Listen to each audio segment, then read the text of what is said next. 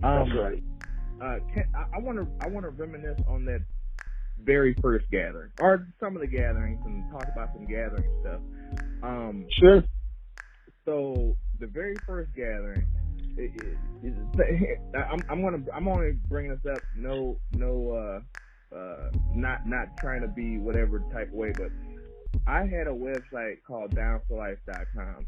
Now, when I first made this site, it was actually a fucking Tupac tribute site for like. Hold on for like a month. You're laughing. That's a total opposite fucking direction for like 2 weeks. Right. Right. And I was like, damn, there's so many people that have these Tupac sites up, because everybody had Angel Fire and GeoCities and shit like that. I was like, nah, let me do something different. I was like, I also like ICP. My friend Justin actually got me into ICP, cause it's weird. It's so funny because his sister still has the tape. He showed it to me. He sent me a picture, but she had the chicken hunting single. I think they had come to her school or something, and passed it out or something. And then like he got me in the ICP after that through his sister, and like I think we ended up buying all the CDs up to that point, and then I think we went to the Malenko in-store or something like that. But he ended up getting Carnival of Carnage, Ringmaster, and Brittlebot, and then we went to the Malenko in-store. But like oh shit, I'm like, I kind of went off track here. Downflight, dude, there was like, I hate that I lost that domain so fucking much, because like the people that own it now are the D4L, the ones that did the Laffy Taffy song, and they're just sitting on it, so I can't never get it back. So I'm like, whatever. What? Yeah, that fucking sucks. And but I kept it, and I kept up with it for a long fucking time. Like, if any of you guys listeners are ever down, think about the shit you've been through, and that you still survived, and where you are now, and everything you've done. Okay, so because even if it seems little, it's probably big to somebody else. You know, it right. Yeah, because like, let me tell you something. I envy you. I would never do some of the shit you did in wrestling, or stuff like that. But that's I would like to have gone through some of the shit you did without the pain. It's an experience. You did it. Right, right. Well, here's the thing though, John. I mean, and look, I'm not blowing smoke up your ass because I'm too old for it, but I've always known you as whenever you have a task in front of you or something that you're excited about or passionate about, you take it to the next level. Like you said, learning the webs and all that stuff. You didn't have no education behind it. However, you educated yourself. And when you did, you didn't half step. You didn't half-ass it. You went, balls deep. And if more people would be that way, and what they're passionate about, let me tell you something, man. I am a guy who I've got 1,000 things going on at one time, at any given day. Aside from, trying to run, the radio and the wrestling, and also running the community outreach that we do. I'm drawn in so many directions. However, John stayed persistent on my ass to say, hey, look, I want to get this interview done, man. And look, I'm glad we're doing this. And again, that's just a testimony to the type of guy you are. And, look, you got that passion for what you do, and you got to respect that, and, having that domain name sitting the way it is right now, when you created that, and I remember your website. I remember that very well. And, that's a real shame that something with such, in the Juggalo world, the Juggalo community has such historical, value, is sitting there with nothing going on, and, yeah, man, shit. stay passionate about what you do, Juggalos. And just anyone in general who's listening. Yeah, when you go hard. Exactly. Or don't do it at all. If you're gonna do it half-ass, step out of the way for someone who really wants it. Right. Get out of the way. Get in the other lane. Go where everyone else is. You know. I always say this about some of the wrestlers that I have in my camp. I say, hey, listen, if you're doing this as a hobby, go somewhere else and do this as a hobby. This is something that someone wants to make a career of, or even passionate about. If you're just here because it's the flavor of the month, go the fuck on. But back to those first gatherings. Back to that first gathering. Let me say this. And I'm not going to get into all the gatherings, but I am going to say this. The first gathering, the biggest memory I remember was flying back from Manhattan, from New York, LaGuardia Airport. We had just left the Howard Stern show that morning. And I remember looking at Joe, Bruce, Violent J. We looked at each other and we were like, so what do you think's going to happen today at this gathering? And he was like, I don't know, man, I don't know. And we were so scared. Listen to this. We were so scared that it was going to flop, that no one was going to show up. And when we got to the Novi Expo Center and we seen the lines and we seen all the people, it was so exciting and so, that's the thing that I take most from that weekend, is that we did it. We did it. And now, some 20-something years later, we're going back to Cleveland or to Nelson Ledges, and again, it's still there, and it's bigger, and it's bigger. And is it better? Well, that's an opinion, and everybody has their opinion. However, I do know this, that the gathering has evolved into something really special, where not only do you see ICP and the underground, but we've also broadened the minds and for those who are in attendance, Jesus Christ, man, we had Morris Day and the Time there last year. Morris Day rocked the Gathering of the Juggalos, man. That's amazing to me. And here's the beauty of it, guys. The Juggalos showed love and respect. Man, we've had George Clinton and P-Funk. We've had MC Hammer. Man, my God, we've had Ice Cube, Cypress Hill. I mean, the list just goes on and on. Ghetto Boy, just a few months ago, after Bushwick passed away, we was like, man, what's going to happen? And again, the remaining guys were like, we're going to rock that show is what's going to happen. And they did. I mean, the gathering has become something that is real prestigious. And let me say this, after all of those years, still has no corporate sponsorship whatsoever. It is solely done by Psychopathic Records. And a few times, and I'll keep this real with you guys, a few times it has taken Psychopathic Records out of business. That's the truth. No one knows that. But through making some deals of making some loans and this and that, we were able to bring it back, and we were able to bring the company back, because we were at a loss so bad where we lost it all. But there was always a way where we came back, and man, and think about it, man. We had Cheech and Chong at the gathering, bro. What? Who the hell else was doing that, man? Charlie Sheen was a host on the main stage. My God, man, my God. Like I said, I'm not full time at Psychopathic, but the things that we've done, I'm sure damn proud of.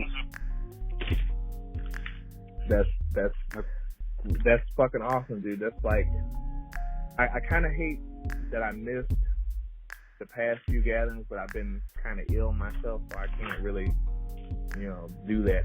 But I'm going. I'm Crimson and my friend Preach, which I know you know about. We're all trying to go, and they're trying to get me to go and stuff like that. So I think I'm going to try and come this year. This will probably be my absolute last one, but I stayed up on John, if you make a commitment, you come, you'll be my guest. I got your ticket covered. Oh. I got your ticket covered. I'm telling the world right now. I'd love to see you there. That would really make my gathering really happy, man. It really would. That's super dope, dude. I mean, well, keep that in mind. That's all. No pressure, but keep it in mind. That's. I don't know what to say. Crap. For me, I'm only. Say. I see you in August, motherfucker. All right, I will see you in August. Sure. I had a question. I mean, I know, Violent J is your boy. You came up together. I mean, over the years, yes. You guys are family, I'm guessing. You're not just friends. I mean, right? You're like boys. So over the years, I know it can be hard to deal with, but at the end of the day, you still have love for him just as strong as it was back in the day. Violent J, Joe Bruce, is one of first off, let me say this, that I never knew years ago as a 14-year-old boy when I met Violent J, Joe Bruce, I didn't know that I was meeting a pure genius. And I don't use that. He's just a genius. Let's think about this real quick, Crimson. Let's think about this. Here's a man who created a subculture, bro. He created a culture of people. And he is a pure genius. Now, you know what they say about geniuses? They're also lunatics. Prince was a genius, but he was crazy. True. Violent J is the same way. Violent J is also he can also be a hard person to deal with, to be around. He can also be one of the most loving and caring and kind people. The beauty is about Violent J and myself is every so often him and I would tell each other, fuck you, don't call me again. And then a couple months later, it'll be like, I'll get a text or I'll text him, hey, what are you doing? But that's the beauty of our brothership is that even after all these years, 34 years later, we are still as tight as we were back then, even though now we all have families and we all have other lives and stuff. In our lives, we have things going on that my dreams ain't always his and his dreams ain't always mine. And so we have to pursue those dreams on our own. However, at the end of the day, it'll always be me and my brother Joe. So that's just that. Cool. Yeah, I definitely understand. Like, I know there's been times that things were scripted and times that things probably weren't when you guys were mad at each other, the wrestling and things like that. But, I've heard the same thing from other people that have been close to him. Like, one day he'll be mad at you, and the next day he'll be like, hey man, come on, let's go eat dinner, and shit, you need this, I'll get this for you. It's just like, yeah. It kind of reminds me of other family members I have and friends. Sure. I mean,